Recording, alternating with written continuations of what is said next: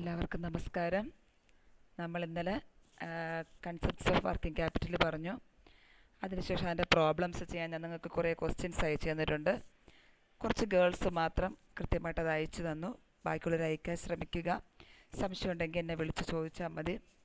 പിന്നെ നമ്മൾ different types of working ക്യാപിറ്റലിൽ ഓൺ ദ ബേസിസ് ഓഫ് ടൈമും ഓൺ ദ ബേസിസ് ഓഫ് കൺസെപ്റ്റും പഠിച്ചു.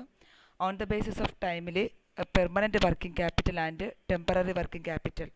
അതിൽ പെർമനൻറ്റ് വർക്കിംഗ് ക്യാപിറ്റൽ എന്താണ്, അതിൻ്റെ types of initial working capital, regular working capital and reserve working capital, മൂന്ന് നമ്മൾ പറഞ്ഞു കഴിഞ്ഞ ക്ലാസ്സിൽ. ഇന്ന് നമ്മൾ ആദ്യം നോക്കുന്നത് temporary working capital and types of temporary working capital. Temporary working capital means other than permanent working capital. ഒരു ബിസിനസ് സ്ഥാപനത്തിൽ ഉള്ള മൊത്തം വർക്കിംഗ് ക്യാപിറ്റലിൽ പെർമനൻറ്റ് ഒഴികെയുള്ള ബാക്കിയുള്ള എല്ലാ വർക്കിംഗ് ക്യാപിറ്റലിനെയും പറഞ്ഞ പേര് ടെമ്പററി വർക്കിംഗ് ക്യാപിറ്റൽ എന്ന് പറഞ്ഞു. നമ്മുടെ ഫോർമുല കിടപ്പുണ്ട്. It is that part of total working capital which is required by the business over and above the permanent working capital. Permanent working ക്യാപിറ്റലിനേക്കാളും കൂടുതലായിട്ടുള്ള ബിസിനസ് സ്ഥാപനത്തിലെ പ്രവർത്തനങ്ങൾ നടത്തിക്കൊണ്ടുപോകാൻ ആവശ്യമായിട്ടുള്ള വർക്കിംഗ് ക്യാപിറ്റലിനെ പറഞ്ഞത് ഏതൊഴികെ പെർമനൻറ്റ് വർക്കിംഗ് ക്യാപിറ്റൽ ഒഴികെയുള്ള പ്രവർത്തന മൂലധനത്തിന് പറഞ്ഞ പേരാണ് ടെമ്പററി വർക്കിംഗ് ക്യാപിറ്റൽ. ഇതിനെ നമ്മൾ വേരിയബിൾ വർക്കിംഗ് ക്യാപിറ്റൽ എന്ന് പറയാറുണ്ട്. കാരണം ഇത് ഓരോ സമയത്ത് ഫ്ലക്ച്വേറ്റ് ചെയ്യും, ഒരു സ്ഥിരമല്ല. നമ്മുടെ പെർമനൻറ്റ് വർക്കിംഗ് ക്യാപിറ്റൽ എപ്പോഴും ഒരു സ്ഥിരം വർക്കിംഗ് ക്യാപിറ്റലാണ്. അത് എപ്പോഴും ആ ഒരു ലെവലിൽ തന്നെ പോയിക്കൊണ്ടിരിക്കും. പക്ഷേ ടെമ്പററി വർക്കിംഗ് ക്യാപിറ്റൽ അങ്ങനെയല്ല. ബിസിനസ്സിൻ്റെ ഓപ്പറേഷൻസ്, ബിസിനസ് ആക്ടിവിറ്റീസ് കൂടുകയാണെങ്കിൽ, ഉൽപ്പാദനം കൂടുകയാണെങ്കിൽ, വിൽപ്പന കൂടുകയാണെങ്കിൽ അതിനനുസരിച്ച് ഈ ടെമ്പററി വർക്കിംഗ് ക്യാപിറ്റൽ കൂടുകയും കുറയുകയും ചെയ്യും. അതുകൊണ്ടാണ് ഇതിനെ വേറൊരു പേര് പറയുന്നത് വേരിയബിൾ വർക്കിംഗ് ക്യാപിറ്റൽ എന്ന് പറയുന്നത്. അടുത്ത് പറഞ്ഞ പോയിന്റ്, ഇതിന് വേറൊരു പേരൂടെ പറയുന്നുണ്ട്. ഇത് രണ്ട് തരത്തിലാണ് പ്രധാനമായിട്ടും ടെമ്പററി വർക്കിംഗ് ക്യാപിറ്റൽ. ഒന്നാമത്തത് seasonal working capital and special working capital. Seasonal working capital means നമുക്കൊരു പ്രത്യേക സീസൺ അനുസരിച്ച് കൊണ്ട്, ഫോർ എക്സാമ്പിൾ നമുക്ക് എ സിയൊക്കെ കൂടുതലായിട്ട് വിൽപ്പന നടത്തുന്നത് ഏത് സമയത്താണ്? ചൂട് സമയങ്ങളിലാണ്. അപ്പോൾ ആ കാലങ്ങളിൽ നമുക്ക് കൂടുതൽ വർക്കിംഗ് ക്യാപിറ്റൽ വേണം. എ സി ബിസിനസ് നടത്തുന്ന അല്ലെങ്കിൽ എ സി ഉൽപ്പാദിപ്പിക്കുന്ന സ്ഥാപനങ്ങൾ ആ മാസങ്ങളിൽ അല്ലെങ്കിൽ ചൂട് കൂടുതലുള്ള മാസങ്ങളിൽ, സമ്മർ സീസണൊക്കെയാണ് അവർക്ക് കൂടുതൽ എ സി ഉൽപ്പാദനം നടത്തുന്നത്. ആ കാലയളവിൽ സാധാരണയെക്കാളും കൂടുതൽ എന്ത് വേണ്ടി വരും? വർക്കിംഗ് ക്യാപിറ്റൽ അവർക്ക് വേണ്ടി വരും. അപ്പോൾ ചിലതിൽ ഇപ്പോൾ മഴയുള്ള മാസങ്ങളാണ് കുട കൂടുതൽ വിൽക്കുന്നത് പോലെ. അപ്പോൾ കുട ഉൽപ്പാദിപ്പിക്കുന്ന ബിസിനസ് സ്ഥാപനങ്ങൾക്ക് ആ മാസങ്ങളിൽ കൂടുതൽ ഉൽപ്പാദനം നടത്താനായിട്ട് ആവശ്യമുള്ള വർക്കിംഗ് ക്യാപിറ്റൽ വേണ്ടി വരും. അപ്പം ഓരോ സീസൺ അനുസരിച്ചുള്ള ഉൽപ്പാദനം നടത്തുന്ന ബിസിനസ് സ്ഥാപനങ്ങൾക്ക് അതനുസരിച്ച് സീസൺ അനുസരിച്ച് അല്ലെങ്കിൽ മാർക്കറ്റിൻ്റെ ഫേവറബിൾ കണ്ടീഷൻസ് എക്സ്പ്ലോയിറ്റ് ചെയ്യാൻ ആവശ്യമായിട്ടുള്ള വർക്കിംഗ് ക്യാപിറ്റൽ ഉണ്ടാണ്. ആ വർക്കിംഗ് ക്യാപിറ്റൽ പറഞ്ഞ പേരാണ് സീസണൽ വർക്കിംഗ് ക്യാപിറ്റൽ. അടുത്ത സ്പെഷ്യൽ വർക്കിംഗ് ക്യാപിറ്റൽ എന്തിനു വേണ്ടിയാണ്? അതിൻ്റെ വാക്ക് തന്നെ ഉണ്ട്, സ്പെഷ്യൽ നീഡ്സിന് വേണ്ടി. എന്തെങ്കിലും ഒരു പ്രത്യേക ആവശ്യത്തിന് വേണ്ടി, ഒരു പ്രത്യേക പരസ്യം നിർമ്മിക്കാനോ അതല്ല എങ്കിൽ ഒരു പ്രത്യേക ഇന്നോവേഷൻ നടത്താനോ ഒരു എക്സ്പെരിമെൻ്റ് നടത്താനോ അങ്ങനെ എന്തെങ്കിലും പ്രത്യേക ഒരു ആവശ്യത്തിന് വേണ്ടി ഒരു വർക്കിംഗ് ക്യാപിറ്റൽ മാറ്റി വെച്ചിട്ടുണ്ടെങ്കിൽ ആ വർക്കിംഗ് ക്യാപിറ്റൽ പറഞ്ഞ പേരാണ് special working capital. These working capital are required for special needs. ഇപ്പോൾ സീസൺ അനുസരിച്ച് വർക്കിംഗ് ക്യാപിറ്റൽ ആവശ്യമായി വരുന്നെങ്കിൽ, സീസണൽ ഫ്ലക്ച്വേഷൻ അനുസരിച്ച് ആവശ്യമായി വരുന്നെങ്കിൽ ആ വർക്കിംഗ് ക്യാപിറ്റലിന് പറയുന്ന പേര് സീസണൽ വർക്കിംഗ് ക്യാപിറ്റൽ. സ്പെഷ്യൽ നീഡ്സിന് വേണ്ടി, ന്യൂ അഡ്വർടൈസ്മെൻറ്റ് ഓർ ന്യൂ എക്സ്പെരിമെൻറ്റ്സിനൊക്കെ വേണ്ടിയിട്ടാണ് നമുക്ക് വർക്കിംഗ് ക്യാപിറ്റൽ വേണ്ടി വരുന്നതെങ്കിൽ ആ വർക്കിംഗ് ക്യാപിറ്റലിന് പറയുന്ന പേര് സ്പെഷ്യൽ വർക്കിംഗ് ക്യാപിറ്റൽ. അപ്പോൾ ഇതിലൂടെ നമ്മുടെ വർക്കിംഗ് ക്യാപിറ്റലിൻ്റെ സെഗ്മെൻറ്റ് തീരണം. Working capital types of working capital രണ്ട് തരം. On the basis of time, on the basis of concept. On the basis of concept, gross working capital, net working capital. On the basis of time, permanent working capital and temporary working capital. Permanent working capital മൂന്ന് തരം: initial, regular and reserve working capital. Temporary working capital രണ്ട് തരം: seasonal working capital and special working capital. നമുക്കിതിൻ്റെ difference നോക്കാം. എന്തൊക്കെയാണ് permanent working ക്യാപിറ്റലിൻ്റെയും temporary working ക്യാപിറ്റലിൻ്റെയും വ്യത്യാസങ്ങൾ? ഒന്നാമത്തേത് permanent working capital. അത് ബിസിനസ്സിൻ്റെ പ്രവർത്തനങ്ങൾ കൂടിയാലും കുറഞ്ഞാലും എപ്പോഴും സ്ഥിരം fixed amount of working capital ആയിരിക്കും. നമുക്ക് ഉൽപ്പാദനം കൂടിയാലും സെയിൽസ് കൂടിയാലും ഈ level, permanent working capital level എപ്പോഴും പെർമനൻ്റ് ആയിരിക്കും. ആ ഒരു കാലയളവിനുണ്ട്, നമ്മൾ എത്ര കാലയളവിലാണ് ഒരു നിശ്ചിത കാലയളവ് നിശ്ചയിച്ചിട്ടുണ്ടാവും. ആ നിശ്ചിത കാലയളവിലുള്ള permanent working capital will always be fixed ആയിരിക്കും. ടെമ്പററി വർക്കിംഗ് ക്യാപിറ്റൽ അങ്ങനെയല്ല, ടെമ്പററി വർക്കിംഗ് ക്യാപിറ്റൽ മാറിക്കൊണ്ടിരിക്കുകയാണ്. അത് നമ്മുടെ ബിസിനസ് സ്ഥാപനത്തിൻ്റെ പ്രവർത്തനങ്ങൾക്കനുസരിച്ച് കൂടിയും കുറഞ്ഞും ഇരിക്കും. രണ്ടാമത്തേത് നമുക്ക് പെർമനൻറ്റ് വർക്കിംഗ് ക്യാപിറ്റൽ ഒരു ലെവലാണ്, അതിൽ നമുക്കൊരു റിട്ടേണും പ്രതീക്ഷിക്കേണ്ട. No return can be expected from the permanent working capital. പക്ഷേ നമ്മുടെ ടെമ്പററി വർക്കിംഗ് ക്യാപിറ്റലിൽ നമുക്ക് ചിലപ്പോൾ ചില റിട്ടേൺസ് നമുക്ക് പ്രതീക്ഷിക്കാവുന്നതാണ്. ദെൻ മൂന്നാമത്തേത് പെർമനൻറ്റ് വർക്കിംഗ് ക്യാപിറ്റലിന് ആവശ്യമായുള്ള ഫണ്ട് കണ്ടെത്തുന്നത് ഫിക്സഡ് അല്ലെങ്കിൽ ലോങ് ടേം ഫണ്ട്സ് എന്നാണ്. പെർമനൻറ്റ് എപ്പോഴും ചോദിക്കുന്നതാണ്, പെർമനൻറ്റ് വർക്കിംഗ് ക്യാപിറ്റലിൻ്റെ ഫണ്ട് കണ്ടെത്തുന്നത് ലോങ് ടേം ഫണ്ട്സ് എന്നാണെങ്കിൽ, ഷെയർ ക്യാപിറ്റലിൽ നിന്നോ ലോങ് ടേം ഇൻവെസ്റ്റ്മെൻറ്റിൽ നിന്നാണ് അവർ പണം കണ്ടെത്തുന്നതെങ്കിൽ അത്തരം വർക്കിംഗ് ക്യാപിറ്റൽ പെർമനൻറ്റ്. പക്ഷേ ടെമ്പററി വർക്കിംഗ് ക്യാപിറ്റൽ മിക്കവാറും കണ്ടെത്തുന്നത് ഷോർട്ട് ടേം ഫിനാൻസ് എന്നാണ്. ഇതാണ് 3 പ്രധാനപ്പെട്ട ഡിഫറൻസസ്. ഏതൊക്കെയാണ്? ഒന്നാമത്തേത്, പെർമനൻറ്റ് വർക്കിംഗ് ക്യാപിറ്റൽ ലെവൽ എപ്പോഴും ഫിക്സ്ഡ് ആയിരിക്കും. നമ്മുടെ ബിസിനസ് സ്ഥാപനത്തിൻ്റെ പ്രവർത്തനങ്ങളുടെ അളവനുസരിച്ചല്ല പെർമനൻറ്റ് വർക്കിംഗ് ക്യാപിറ്റൽ നിശ്ചയിക്കുന്നത്, അതൊരു കാലയളവ് വരെ ഫിക്സഡ് ആയിരിക്കും. പക്ഷേ ടെമ്പററി വർക്കിംഗ് ക്യാപിറ്റൽ കൂടിയും കുറഞ്ഞും ഇരിക്കും. ബിസിനസ് സ്ഥാപനത്തിൻ്റെ പ്രവർത്തനങ്ങൾക്കനുസരിച്ച് ചിലപ്പോൾ കൂടും, ചിലപ്പോൾ കുറയും. രണ്ടാമത്തേത്, പെർമനൻറ്റ് വർക്കിംഗ് ക്യാപിറ്റൽ നമുക്ക് റിട്ടേൺ ഒന്നും പ്രതീക്ഷിക്കേണ്ട കാര്യമില്ല, അതൊരു ലെവൽ ഓഫ് വർക്കിംഗ് ക്യാപിറ്റലാണ്. പിന്നെ ടെമ്പററി വർക്കിംഗ് ക്യാപിറ്റൽ നമുക്ക് വേണമെങ്കിൽ റിട്ടേൺ മേ എക്സ്പെക്റ്റ്.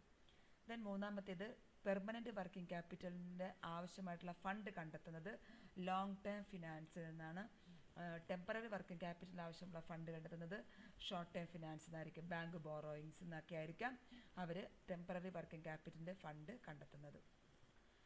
ഇത്രയാണ് വർക്കിംഗ് ക്യാപിറ്റലിൻ്റെ ടൈപ്സ് ഓഫ് വർക്കിംഗ് ക്യാപിറ്റലിനെ കുറിച്ച് പറഞ്ഞത്. അടുത്ത പ്രധാനമായിട്ട് നമുക്ക് ചോദിക്കുന്ന ഒരു ക്വസ്റ്റ്യനാണ് ഓപ്പറേറ്റിംഗ് സൈക്കിൾ. ബിസിനസ് സൈക്കിൾ അല്ല, ഓപ്പറേറ്റിംഗ് സൈക്കിൾ. ബിസിനസ് സൈക്കിൾ നമ്മൾ കഴിഞ്ഞ പാഠത്തിൽ പഠിച്ചു, ബൂം, ഡിപ്രഷൻ, റിസഷനൊക്കെ. ഇത് operating cycle. Operating cycle refers to the average time elapses between the procurement of raw material and the final cash realization. Operating cycle എന്ന് വെച്ചാൽ നമ്മൾ ആദ്യം പണം മുടക്കുന്നു, ആ പണം ഉപയോഗിച്ചുകൊണ്ട് റോ മെറ്റീരിയൽസ് വാങ്ങുന്നു. റോ മെറ്റീരിയൽസ് പിന്നെ എന്തായി മാറുന്നു? വർക്ക് ഇൻ പ്രോഗ്രസ് ആയി മാറുന്നു. Work in progress finished goods ആയി മാറുന്നു. ഫിനിഷ്ഡ് ഗുഡ്സ് വിൽപ്പന നടത്തുന്നു, സെയിൽസ് നടത്തുന്നു. ആ സമയത്ത് നമ്മൾ കടമായിട്ട് വിറ്റില്ല എങ്കിൽ നമുക്ക് ഉടനെ ക്യാഷ് റിയലൈസ് ചെയ്യുന്നു. അഥവാ കടമായിട്ടാണ് വിൽക്കുന്നതെങ്കിൽ ഡെറ്റേഴ്സ് ഉണ്ടാകുന്നുണ്ട്. ആ ഡെറ്റേഴ്സിൻ്റെ കയ്യിൽ നിന്ന് പിന്നീടാണ് നമുക്ക് ക്യാഷ് റിയലൈസ് ചെയ്യുന്നത്. ആ ഒരു ടൈം ലാഗിനെ പറഞ്ഞ പേര്, ആ ഒരു ചക്രത്തിൻ്റെ ആ കാലയളവിനെ പറഞ്ഞ പേരാണ് ഓപ്പറേറ്റിംഗ് സൈക്കിൾ. നമ്മളുടെ കയ്യിൽ കുറച്ച് ക്യാഷ് ഉണ്ട്, ആ ക്യാഷ് ഉപയോഗിച്ച റോ മെറ്റീരിയൽസ്, പിന്നെ അത് നമ്മുടെ തിരിച്ച് വീണ്ടും അത് പണമായി മാറി വരുന്ന ആ ഒരു ചക്രത്തിനെ പറഞ്ഞ പേരാണ് ഓപ്പറേറ്റിംഗ് സൈക്കിൾ എന്ന് പറയുന്നത്. ചില അവസരങ്ങളിൽ ഈ ഓപ്പറേറ്റിംഗ് സൈക്കിളിൻ്റെ ലെങ്ത് കൂടും. നമുക്ക് പണമാക്കി മാറ്റാൻ, നമ്മുടെ കയ്യിലുള്ള പണം വീണ്ടും raw material, work in progress, finished goods, sales, debtors, ക്യാഷാക്കി വീണ്ടും മാറി വരുന്ന കാലയളവ് കൂടുകയും ചിലപ്പോൾ കുറയുകയും ചെയ്യും. നമ്മൾ ഉടനെ തന്നെ ക്യാഷായിട്ട് നമ്മൾ ഉൽപ്പാദിപ്പിച്ച ഉൽപ്പന്നങ്ങൾ ക്യാഷ് ട്രാൻസാക്ഷൻ ആണെങ്കിൽ നമുക്ക് ഉടനെ തന്നെ ക്യാഷ് കിട്ടും. അപ്പോൾ അതിൻ്റെ ആ ലെങ്ത്ത്, ആ ഓപ്പറേറ്റിംഗ് സൈക്കിളിൻ്റെ ലെങ്ത്ത് കുറവായിരിക്കും, ആ റൗണ്ട് കുറവായിരിക്കും. പക്ഷേ ചില അവസരങ്ങൾ അങ്ങനെ നമ്മൾ കടമായിട്ടാണ് വിൽക്കുന്നതെങ്കിൽ ആ ഓപ്പറേറ്റിംഗ് സൈക്കിളിൻ്റെ അളവ് കൂടും. ആ ഒരു ലാഗിന് ക്യാഷ് കൊടുത്ത് റോ മെറ്റീരിയൽസ് വാങ്ങുന്നു, പിന്നീട് അത് ക്യാഷായി മാറുന്നത് എപ്പോഴാണോ ആ അളവിനെ പറഞ്ഞ പേരാണ് operating cycle. It is A time between the introduction of cash and the receipt of cash from sales proceeds. നമ്മൾ ബിസിനസ്സിലേക്ക് ഒരു തവണ ക്യാഷ് മുടക്കി കഴിഞ്ഞാൽ ആ തവണ ഉപയോഗിച്ച് റോ മെറ്റീരിയൽസ് വാങ്ങുന്നു, വർക്ക് ഇൻ പ്രോഗ്രസ് ആകുന്നു, ഫിനിഷ്ഡ് ഗുഡ്സ് ആയി മാറുന്നു, സെയിൽസ് നടത്തുന്നു, വീണ്ടും ഡെറ്റേഴ്സ്, ക്യാഷ്. ആ ഒരു ചക്രത്തിനെ പറഞ്ഞ പേരാണ്, ക്യാഷ് കൊടുത്ത് ക്യാഷാക്കി മാറ്റുന്ന ടൈം ഗ്യാപ്പിനെ പറഞ്ഞ പേരാണ്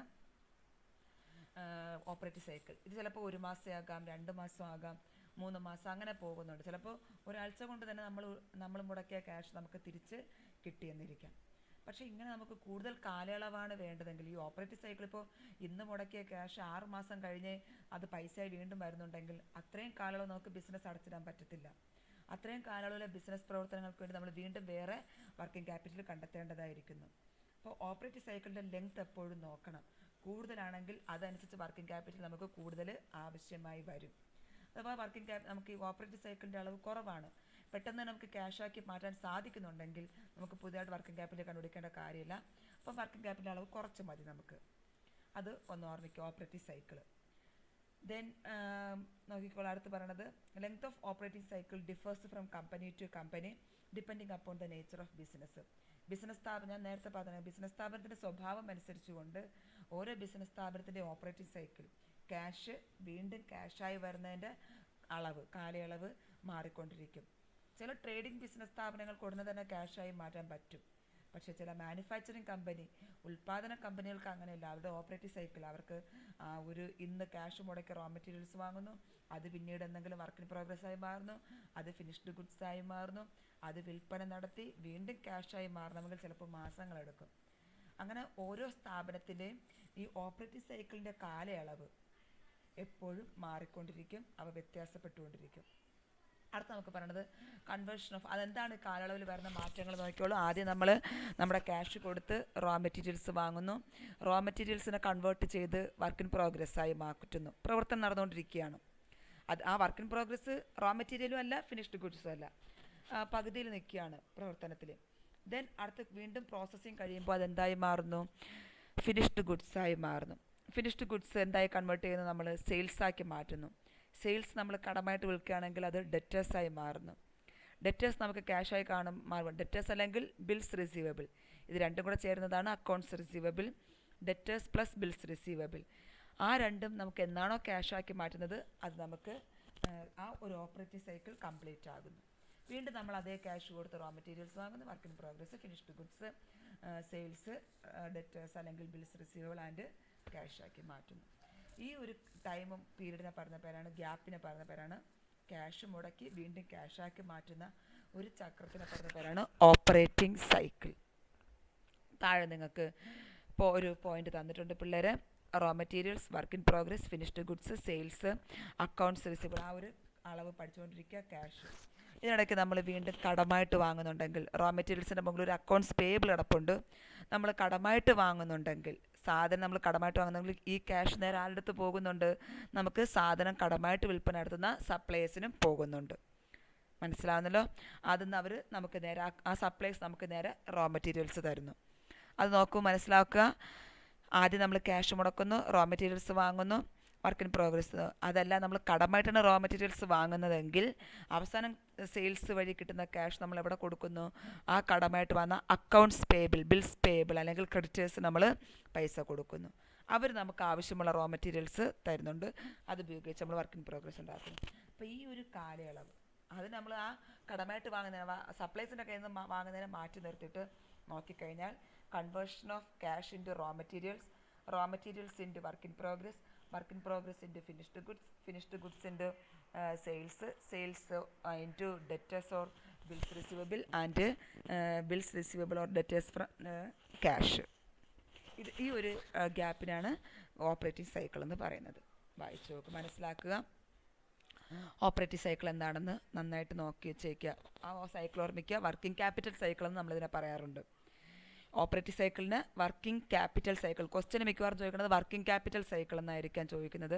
അപ്പോൾ എന്താണെങ്കിലും വർക്കിംഗ് ക്യാപിറ്റൽ എന്ന് വെച്ചാൽ നമ്മുടെ ബിസിനസ് സ്ഥാപനത്തിൻ്റെ കറണ്ട് അസറ്റ്സ്, ക്യാഷ്, അത് inventories, raw materials, work in progress, finished goods, then sales നടന്നില്ലെങ്കിൽ അതെന്തായി മാറുന്നു? ക്ലോസിംഗ് സ്റ്റോക്കായിട്ട് മാറുന്നു. ദെൻ ക്യാഷ്, ഇതെല്ലാം നമ്മുടെ കറണ്ട് അസറ്റ്സ് ആണ്. കറണ്ട് അസറ്റ് ഇങ്ങനെ ഫ്ലക്ച്വേറ്റ് ചെയ്തുകൊണ്ടിരിക്കുകയാണ്. ഈ വർക്കിംഗ് ക്യാപിറ്റൽ ഇങ്ങനെ സർക്കുലേറ്റ് ചെയ്തുകൊണ്ടിരിക്കുകയാണ് ബിസിനസ് സ്ഥാപനത്തിൽ. അതുകൊണ്ട് തന്നെ ആ ഓപ്പറേറ്റിംഗ് സൈക്കിൾ നമ്മൾ വർക്കിംഗ് ക്യാപിറ്റൽ സൈക്കിൾ എന്നും പറയാറുണ്ട്. ദെൻ നെക്സ്റ്റ് നമ്മൾ പോകുന്നത് what are the factors determining the amount of working capital. ഓരോ ബിസിനസ് സ്ഥാപനത്തിനും എന്തുമാത്രം വർക്കിംഗ് ക്യാപിറ്റൽ സൂക്ഷിക്കണം, പ്രവർത്തന മൂലധനം എത്ര കരുതിയിരിക്കണം. എല്ലാ ബിസിനസ് സ്ഥാപനങ്ങളും ഒരേപോലെ അല്ല. ചില ബിസിനസ് സ്ഥാപനങ്ങൾ മാനുഫാക്ചറിങ്, നിർമ്മാണ മേഖലയിലാണ്. ചില ബിസിനസ് സ്ഥാപനങ്ങൾ സർവീസ് സെക്ടറാണ്, സേവന മേഖലകളിലാണ്. ദെൻ ചിലത് പൊതുമേഖലാ സ്ഥാപനം, ചിലത് പ്രൈവറ്റ് സെക്ടർ, സ്വകാര്യ മേഖലാ സ്ഥാപനം. അങ്ങനെ ഓരോ മേഖലയിലുമുള്ള സ്ഥാപനങ്ങൾക്ക് വ്യത്യസ്ത തരത്തിലുള്ള എമൗണ്ട് ഓഫ് വർക്കിംഗ് ക്യാപിറ്റലാണ് ആവശ്യമായി വരുന്നത്. അപ്പോൾ എത്ര തുക വേണം? ഓരോ ബിസിനസ് സ്ഥാപനങ്ങൾക്ക് എത്ര തുക വീതം നമുക്ക് വർക്കിംഗ് ക്യാപിറ്റലായി കരുതി വയ്ക്കണം? അതിനെ സ്വാധീനിക്കുന്ന ഘടകങ്ങൾ ഏതൊക്കെയാണ്? അവയാണ് നമ്മൾ അടുത്ത് പഠിക്കാൻ പോകുന്നത്. എപ്പോഴും എസ്ഐക്ക് ചോദിക്കുന്ന ഒരു ക്വസ്റ്റ്യനാണ്, വാട്ട് ആർ ദ ഫാക്ടേഴ്സ്. ഇത് നിങ്ങൾക്ക് ഇവിടെ മിക്കവാറും പഠിക്കാൻ കാണും. നമ്മുടെ EDയിലും പഠിക്കാൻ കാണും. അപ്പോൾ ഒന്നുകൂടെ നിങ്ങൾ മനസ്സിലാക്കിയാൽ മതി.